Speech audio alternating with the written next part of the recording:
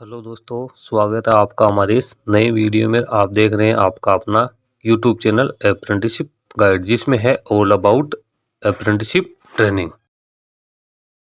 दोस्तों, आज के वीडियो में हम बात करेंगे CSIR IIP के द्वारा निकाली गई वैकेंसीज के बारे में। जी हाँ दोस्तों, council of scientific and industrial research, Indian institute of petroleum Dehradun की ओर से ऑल इंडिया कैंडिडेट्स के लिए ऑनलाइन एप्लीकेशन फॉर्म मांगे गए टेक्निकल असिस्टेंट और टेक्नीशियन पदों के लिए। दोस्तों, जिन कैंडिडेट्स के पास में 10th ITI डिप्लोमा BSc की योग्यता है वो इसका ऑनलाइन एप्लीकेशन फॉर्म फिलअप कर सकते हैं। दोस्तों, ये एक परमानेंट गवर्नमेंट रिक्रूटमेंट है जिसमें कैंडिडेट को गवर्नमेंट के अकॉर्डिंग सारी सुविधाएं प्रोवाइड की जाएगी।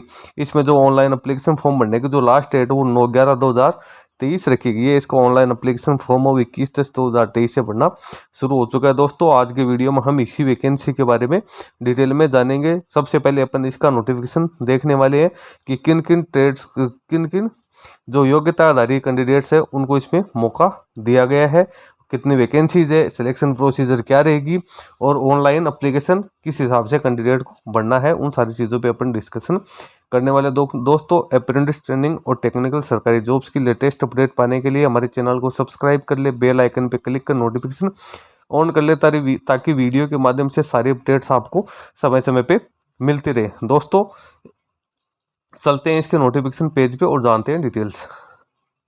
दोस्तों, जैसा कि आप देख पा रहे होंगे, CSIR Indian institute of petroleum council of scientific and industrial research, Haridwar road, Dehradun, Uttarakhand की ओर से ये नोटिफिकेशन निकाला गया। इसकी वेबसाइट है www.iip.res.in। यहाँ पे सबसे पहले आपको एडवर्टाइजमेंट के नंबर देखने को मिल जाएंगे।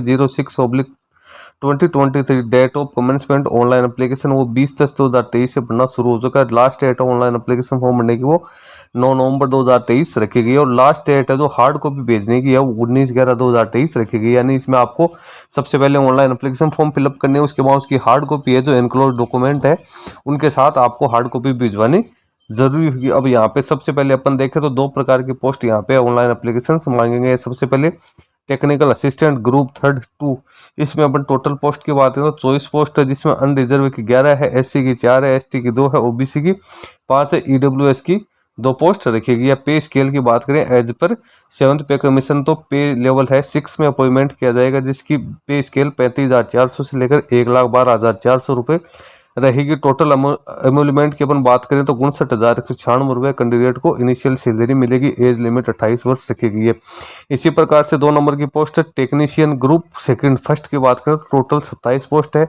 अनरिजर्व की 13 है, SC की 5 है, ST की 1 है, OBC की 4 है, EWS की 3 है और फिजिकली हैंडीकेप की 1 पोस्ट है। पे लेवल 2 19,900 से 63,200 रुपये इसकी पे स्केल रहेगी। से मंथली सैलरी की बात करें तो 33,118 और एज लिमिट है वो 28 वर्ष रखी जाएगी। अभी जो एमएलमेंट की जो गणना है वो 1/1/2023 के अनुसार की गई।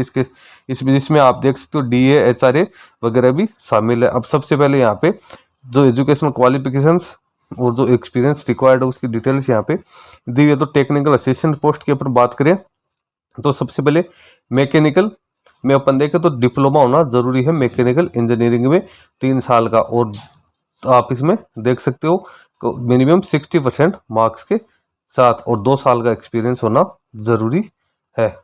उसके बाद में आगे है इलेक्ट्रॉनिक्स E, इसकी एज लिमिट सभी के 28। इसमें भी इलेक्ट्रॉनिक्स इंजीनियरिंग यानी EEE में 3 साल का फुल टाइम रेगुलर डिप्लोमा होना जरूरी है। मिनिमम 60% मार्क्स के साथ 2 साल का एक्सपीरियंस रिक्वायर्ड है। फिर सिविल में 3 साल की डिग्री के साथ साथ 60% मार्क्स के साथ उत्तीर्ण होना जरूरी है। 2 साल का एक्सपीरियंस रिक्वायर्ड है। उसके बाद में बात करें अपन केमिकल की तो केमिकल में डिप्लोमा होना जरूरी है। मिनिमम 60% मार्क्स के साथ 2 साल का एक्सपीरियंस है। उसके बाद केमिकल साइंस की बात करें तो यहाँ पे भी आप देख सकते हो केमिकल साइंस में BSc और equivalent with 60% marks having chemistry as one of the subject और 1 साल का एक्सपीरियंस होना जरूरी है रिलेवेंट फील्ड में काम करने का।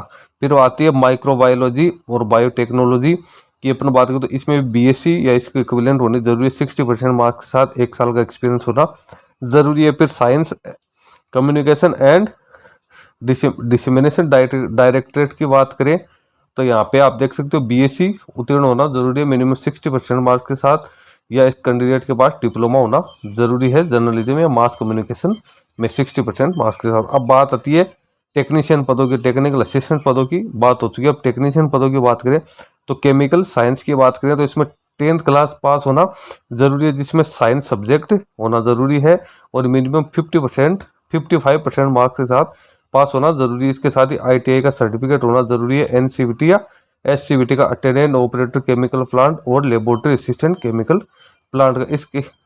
इसके साथ ही कैंडिडेट के पास ये योग्यता नहीं है तो SSC क्लास पास होना जरूरी है with science subject with minimum 55% marks और 2 साल का फुल टाइम एक्सपीरियंस होना जरूरी है एज ए अप्रेंटिस ट्रेनिंग के तौर पे recognise institute in attendant chemical plant और लेबोरेटरी असिस्टेंट केमिकल प्लांट। इसके अलावा ये योग्यता भी नहीं है तो कैंडिडेट के पास 10th क्लास पास होना जरूरी है मिनिमम 55% मार्क्स के साथ और 3 साल का वर्क एक्सपीरियंस होना जरूरी है किसी recognise department organisation public sector company में काम करने का। यानी यहाँ पे 3 प्रकार के ऑप्शन दिए हैं। सबसे पहले तो टेक्नीशियन पदों के लिए 10th पास होना तो जरूरी है 55% मार्क्स के साथ, उनके पास NCVT या SCVT का सर्टिफिकेट होना जरूरी है। दूसरी योग्यता यदि कैंडिडेट के पास यह योग्यता नहीं है तो कैंडिडेट 10th प्लस 2 साल का एक्सपीरियंस एज ए अप्रेंटिसशिप होना जरूरी है और यदि ये योग्यता भी नहीं है तो कैंडिडेट के पास 10वीं में 55% मार्क्स के साथ 3 साल का एक्सपीरियंस होना जरूरी है अटेंडेंट ऑपरेटर केमिकल प्लांट में काम करने। तो यहाँ पे 3 प्रकार की योग्यताएं हैं कैंडिडेट के लिए रखी गई है। फिर अपन बात करें टर्नर की तो टर्नर में भी सेम वही योग्यता है, या तो कैंडिडेट 10th पास होना जरूरी है 55% मार्क्स के साथ और ITI का सर्टिफिकेट होना जरूरी है टर्नर ट्रेड में। इसके अलावा कैंडिडेट है वो 10th पास होना जरूरी है, 55% मार्क्स से 2 साल का एक्सपीरियंस होना जरूरी है एज ए अप्रेंटिसशिप के तौर पर, या कैंडिडेट है वो 10वीं पास होना जरूरी है 55% मार्क्स के साथ 3 साल का एक्सपीरियंस होना जरूरी है। उसके बाद ग्लास ब्लोइंग की बात करें तो योग्यता वही रहेगी 10th 55% मार्क्स के साथ ITI का सर्टिफिकेट होना जरूरी है, यदि ये नहीं है तो 2 साल का अप्रेंटिसशिप का ट्रेनिंग होना जरूरी है या 3 साल का एक्सपीरियंस, तीनों में से एक क्वालिफिकेशन होनी जरूरी है। इसी प्रकार से प्लम्बिंग की बात करें तो प्लम्बिंग में भी योग्यता सेम रहेगी 10th plus ITI plus NSC plus experience, यानी कैंडिडेट के बाद 10वीं क्लास 55% मार्क्स के साथ होनी चाहिए, ITI का सर्टिफिकेट होना जरूरी है, NCVT या NCVT का प्लम्बिंग में, या 10th प्लस 2 साल की अप्रेंटिसशिप या 10th प्लस 3 साल का एक्सपीरियंस। फिर आगे बात आती है कारपेंट्री, तो कारपेंट्री में भी 10th प्लस ITI या 10th प्लस 2 साल का एक्सपीरियंस या 10th प्लस 3 साल का एक्सपीरियंस होना जरूरी है। 2 साल का जो एक्सपीरियंस है उसमें अप्रेंटिसशिप है उसको काउंट किया जाएगा। उसके बाद रेफ्रिजरेशन एंड एयर कंडीशनिंग की अपन बात करें तो योग्यता सेम रहेगी 10th प्लस ITI या 10th प्लस 2 साल की अप्रेंटिसशिप या 10th प्लस 3 साल का एक्सपीरियंस। फिर वेल्डर की बात करें तो 10th प्लस वेल्डर ट्रेड में ITI का सर्टिफिकेट होना जरूरी है या 2 साल की अप्रेंटिसशिप या 3 साल का एक्सपीरियंस होना जरूरी है। 10th है वो मतलब मिनिमम एजुकेशनल क्वालिफिकेशन तो रखी गई है। फिर सिविल इंजीनियरिंग में अपन बात करें मेसन की तो मेसन में भी योग्यता 10th प्लस ITI या 10th प्लस अप्रेंटिसशिप या 10th प्लस 3 साल का एक्सपीरियंस होना जरूरी है। फिर फिटर की बात करें तो फिटर में भी 10th प्लस ITI या 10th प्लस 2 साल की अप्रेंटिसशिप या 10th प्लस 3 साल का एक्सपीरियंस। फिर डीजल मैकेनिक में भी सेम योग्यता है, मोटर मैकेनिक में भी सेम योग्यता है, इलेक्ट्रॉनिक्स में भी यही योग्यता रहेगी, यानी कैंडिडेट के बाद रिलेवेंट जो ट्रेड है उसमें सर्टिफिकेट होना जरूरी है NCVT SCVT का। उसके बाद में आगे अपन बात करें तो लाइब्रेरी, तो इसमें भी सेम योग्यता वही है। फिर इंफॉर्मेशन टेक्नोलॉजी की बात करें तो इसमें भी वही है जो डिप्लोमा है computer operator and programming assistant का होना जरूरी है। फिर बॉयलर अटेंडेंट में भी योग्यता 10th प्लस ITI का सर्टिफिकेट या 10th प्लस 2 साल की अप्रेंटिसशिप या 10th प्लस 3 साल का एक्सपीरियंस होना जरूरी है। 10th है वो मिनिमम 55% मार्क्स के साथ क्लियर होनी जरूरी है, यानी दोनों पदों में फर्क इतना ही है। जो टेक्निकल असिस्टेंट है उसमें डिप्लोमा या BSc की योग्यता होनी चाहिए और जो टेक्नीशियन की पोस्ट है उसमें 10th 55% मार्क्स के साथ होने के साथ साथ ITI जो रिलेवेंट ट्रेड है उसमें होनी जरूरी है, या 2 साल की अप्रेंटिसशिप हो या कैंडिडेट को 3 साल का किसी जो रेपुटेटेड ऑर्गेनाइजेशन है, चाहे वो मिनिस्ट्री हो, चाहे डिपार्टमेंट्स हो, चाहे सेमी गवर्नमेंट सेक्टर्स हो, चाहे पब्लिक सेक्टर्स हो, उसमें काम करने का एक्सपीरियंस होना जरूरी है। मोड ऑफ सिलेक्शन की बात करें तो the candidate are recommended by the screening committee will be invited for a trade test skill test in the relevant area. सबसे पहले तो जो स्क्रीनिंग कमेटी है वो ट्रेड टेस्ट स्किल टेस्ट के लिए बुलाई जाएगी, जो एप्लीकेशन फॉर्म जिन कैंडिडेट ने लगाएगा। Those who will qualify skill test will be invited for a competitive OMR computer based objective type multiple choice examination। Trade test pass करने वाले कैंडिडेट को फिर OMR या कंप्यूटर बेस्ड एग्जाम के लिए बुलाया जाएगा, जिसमें मल्टीपल चॉइस वाले क्वेश्चंस होंगे। Which will be consist 3 paper, जिसमें 3 पेपर होंगे, पेपर फर्स्ट सेकंड और third. Paper first will be qualifying in nature, जो पेपर फर्स्ट होगा क्वालिफाइंग नेचर का होगा। The final merit list will be prepared on the based on the mark obtain by the candidate in paper second and third, यानी जो merit list है वो paper second या third के according बनी जाएगी। पेपर सेकंड या third will be evaluated only for those candidate who secure the minimum threshold marks to be determined by the section committee in paper first, यानी paper second और जो third है उसमें उन्हीं कैंडिडेट को बुलाया जाएगा जो पेपर फर्स्ट में मिनिमम जो मार्क्स है वो प्राप्त करेंगे। अब स्कीम ऑफ एग्जामिनेशंस दी है ओमार और computer based objective type multiple choice examination for technical assistant and technician post. अब मोड ऑफ एग्जामिनेशन है तो ओमार या computer based objective type multiple choice examination होगी। मीडियम ऑफ क्वेश्चंस की बात करें तो क्वेश्चंस विल बी हिंदी और इंग्लिश में होंगे except the questions on English language. फिर स्टैंडर्ड ऑफ एग्जाम की बात करें तो डिप्लोमा ग्रेजुएशन लेवल होगा based on the advertise qualification of the post. Total number of questions 200 होंगे, टोटल टाइम है वो 3 घंटे होगा।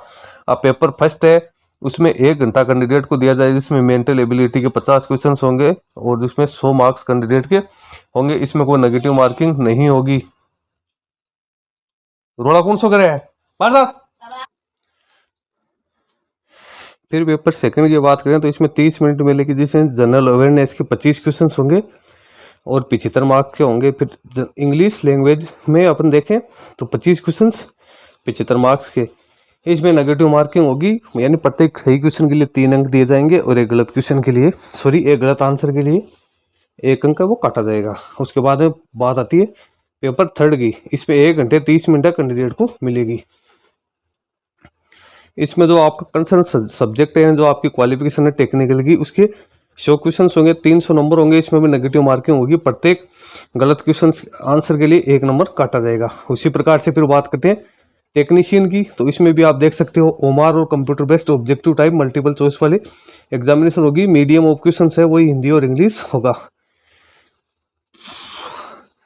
फिर स्टैंडर्ड ऑफ एग्जाम की बात करें तो 10th और ITI और 12th लेवल का इसमें सिलेबस आएगा। टोटल क्वेश्चंस 150 होंगे, टाइम है वो 2 घंटे 30 मिनट दिए जाएंगे। जो पेपर फर्स्ट है उसमें मेंटल एबिलिटी के 50 क्वेश्चन 100 नंबर के होंगे, इसमें कोई नेगेटिव मार्किंग नहीं होगी।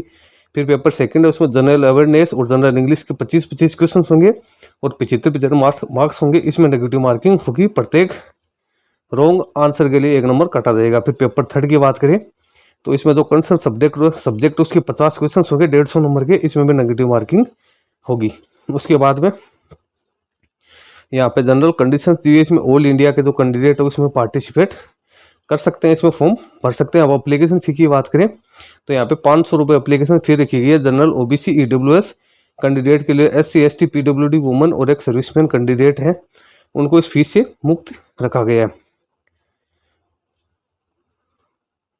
उसके बाद जो नोटिफिकेशन है regarding short list candidate to be called for trade test skill test है, तो उसकी ऑफिशियल वेबसाइट के ऊपर ही डिस्प्ले किया जाएगा, जो कि है www.iip.rec.in पे टाइम पे आप वो सारी डॉक्यूमेंट्स वो चेक कर सकते हो। कोरिगेंडम वगैरह भी आएंगे तो इसी के ऊपर आएंगे। अब हाउ टू अप्लाई है तो एलिजिबल कैंडिडेट वो ऑनलाइन एप्लीकेशन फॉर्म है, इसकी ऑफिशियल वेबसाइट के माध्यम से फिलअप कर सकते हैं। सबसे पहले कैंडिडेट को अपना रजिस्ट्रेशन करना है, जिसमें कैंडिडेट के पास वैलिड ईमेल आईडी होनी जरूरी है। वैलिड ईमेल आईडी के बाद में कैंडिडेट को अपनी जो फॉर्म है वो भरना है। फॉर्म भरने के बाद में एप्लीकेशन फी का पेमेंट करना है, यदि कहीं एप्लीकेशन फी का पेमेंट अप्लीकेबल है तो।